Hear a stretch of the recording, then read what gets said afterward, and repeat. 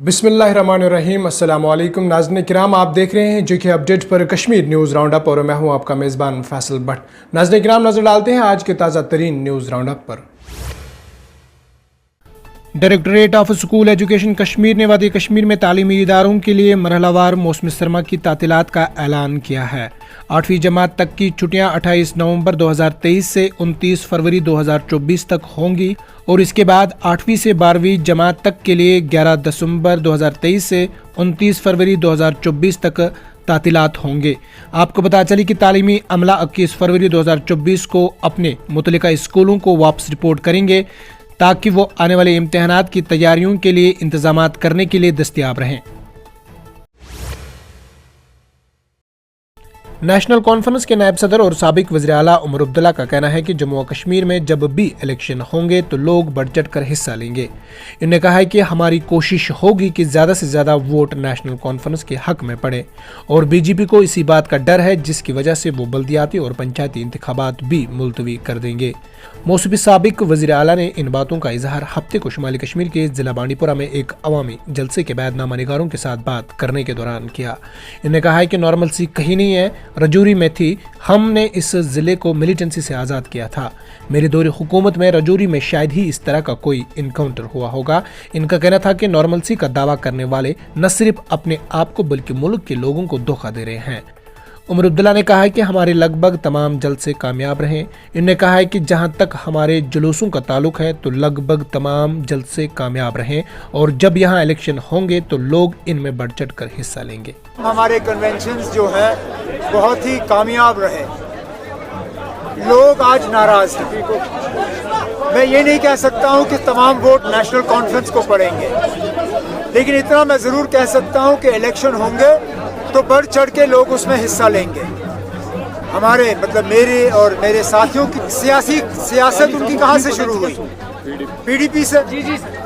तो जहाँ वो एक इल्ज़ाम रिवायती पार्टियों के खिलाफ लगा रहे हैं, वहाँ अपने खिलाफ भी इल्ज़ाम लग रहा है। वो पहले खुद माफ़ी मांगे फिर हमसे सफाई मांगे। अब पे नॉर्मलसी नहीं है। रजौरी में नॉर्मलसी थी। रजौरी को काफी हद तक हमने मिलिटेंसी से बिल्कुल आजाद कर दिया था। इधर नेशनल कॉन्फ्रेंस के जिला सदर बारामूला डॉक्टर सजाद शफी उड़ी ने सब डिवीजन उड़ी के कई मसाइल के हवाले से एक प्रेस कॉन्फ्रेंस का इनेकाद किया। इस दौरान इन्होंने कहा है कि इलाके की आवाम को कई मसाइल का सामना है। तो एसेंशियल चीजें हैं, जो एसेंशियल मसाइल हैं लोगों के, वो हल नहीं हो रहे हैं। तो मैं आपके माध्यम से गवर्नर इंतजामिया से, गवर्नर साहब से, चीफ सेक्रेटरी साहब से, डिविजनल कमिश्नर साहब से, DC साहिबा से और अपने उड़ी की सब डिविजनल एडमिनिस्ट्रेशन से और कंसर्न प्रिंसिपल सेक्रेटरी जो हैं डिफरेंट डिपार्टमेंट से, उनसे अपील करता हूं कि हमारे उड़ी में ये जो मुश्किलात उनके डिपार्टमेंट्स की हैं इनको दूर किया जाए और लोगों की मुश्किलात को दूर किया जाए, क्योंकि आने वाले वक्त में सर्दियों का मौसम है। अगले 3-4 महीने जो हैं वो बहुत ज़्यादा सर्दी पड़ने वाली है और उसमें जो लोगों की मुश्किलात हैं वो और ज़्यादा बढ़ जाएंगे। तो उसी माध्यम से मैंने आपको यहाँ पे बुलाया है। सबसे बड़ी जो इशू है, जो पूरे डिस्ट्रिक्ट बारामूला का इशू है, डिस्ट्रिक्ट आज मैं डिस्ट्रिक्ट के तौर पे बोलूँगा कि इलेक्ट्रिसिटी की प्रॉब्लम है। इलेक्ट्रिसिटी जो है वो नज़र ही नहीं आ रही है और गवर्नर साहब बार बार ये कह रहे हैं। इधर ग्रीन टेक फाउंडेशन ने सोनमर्ग में CSR समिट और अवार्ड्स 2023 में कॉरपोरेट समाजी जिम्मेदारियां की हौसला अफजाई की। बता चली कि ग्रीन टेक फाउंडेशन के CEO और चेयरमैन के जरिए एहतमाम समिट ने तमाम शोबाओं के पेशवरा अफराद को मुतहिद किया, जिसमें पायदारी के लिए इज्तिमाई विजन पर जोर दिया गया।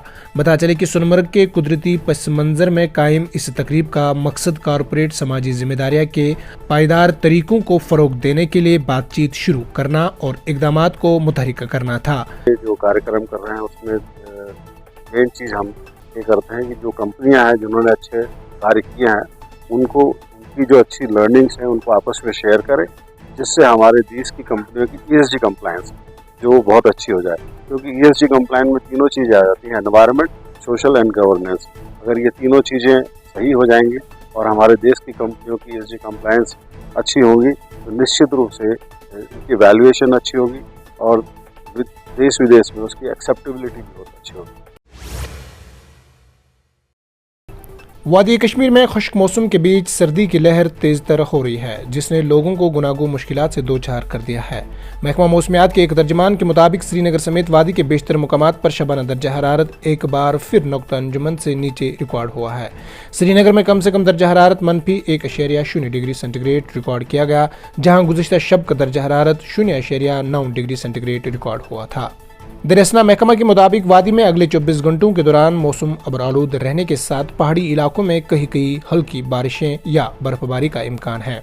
इन्होंने कहा है कि वादी में 24 से 26 नवंबर तक मौसम मजमूई तौर पर खुश्क रह सकता है और इसके बाद 27 से 30 नवंबर तक मौसम अबरालूद रहने के साथ पहाड़ी इलाकों में कहीं कहीं हल्की बारिशें या बर्फबारी का इम्कान है। इनका कहना था कि वादी में बाद अज 1 दिसंबर से 5 दिसंबर तक मौसम जज़वी अबरालूद मगर खुश्क रहने की तवक्का है। इन्होंने कहा है कि वादी के बेशतर इलाकों में 28 नवंबर तक हल्की धुंध छाई रहने का इम्कान है। इस दौरान विजिबिलिटी में भी बेहतरी मुतवक्का है। आज की न्यूज राउंड अप में इतना ही। अपने मेजबान फैसल भट्ट को दीजिए इजाजत। इस वादे के साथ कल होगी आपसे फिर मुलाकात। अल्लाह निगहबान।